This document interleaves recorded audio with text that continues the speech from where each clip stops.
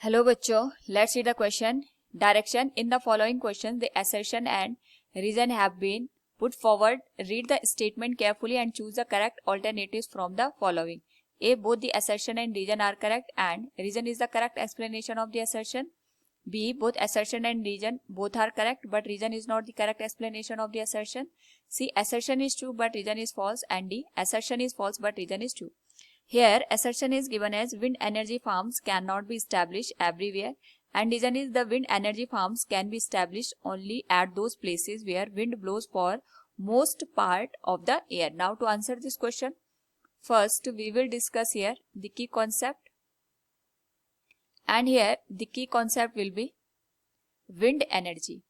Now, यहाँ पे हम विंड मिल का यूज करके जो विंड की काइनेटिक एनर्जी होती है उसको इलेक्ट्रिकल एनर्जी में कन्वर्ट कर सकते हैं.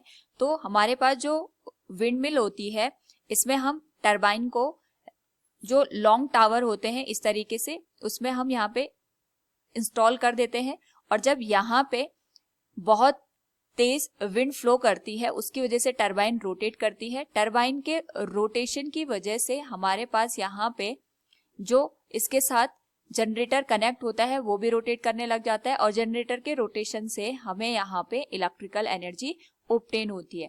तो बेसिकली हम यहाँ पे जो विंड की काइनेटिक एनर्जी है यहाँ उसे कन्वर्ट कर रहे हैं इलेक्ट्रिकल एनर्जी में.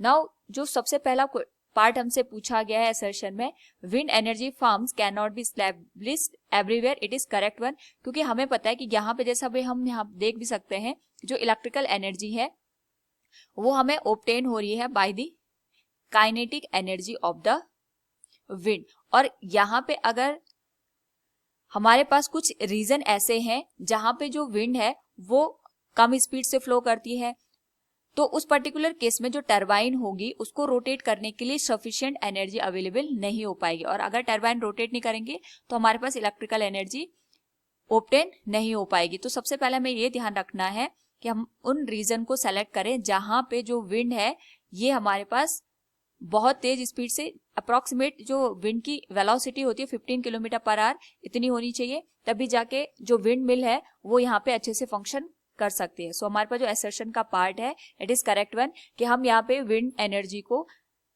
ऑब्टेन करने के लिए फार्म्स कहीं भी स्टैब्लिश नहीं कर सकते. और सेकेंड पार्ट में पूछा गया the wind energy farms can be established only at those places where wind blows for most part of the year, it is also correct one.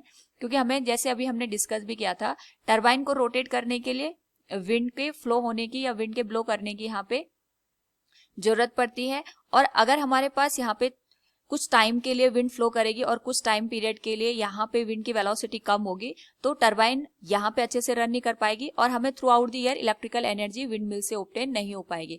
तो अगर हमें यहाँ पे through out the year electricity produce करनी है उस particular case में through out the year हमारे पास यहाँ पे जिस भी रीजन में हमने विंड मिल को एस्टैब्लिश करा है वहां पे जो विंड है उसको कॉन्टिन्यूअस फ्लो करना पड़ेगा और with the velocity of 15 kilometre per hour, तभी जाके जो इलेक्ट्रिसिटी की सप्लाई है वो कॉन्टिन्यूअस बनी रह सकती है. सो अगर हम यहाँ पे असर्शन और रीजन के पार्ट को देखेंगे तो हम कह सकते हैं जो रीजन है ये असर्शन को यहाँ पे एक्सप्लेन कर रहा है वो इस तरीके से कि हमारे पास हम प्लेसेस में विंड एनर्जी फार्म को एस्टैब्लिश करेंगे जहां most part of the year हमारे पास विंड फ्लो करती है. So we can say here both the assertion and reason are true and reason is the correct explanation of the assertion. Option A will be the right answer. Hope all you understood it. Thank you and best of luck.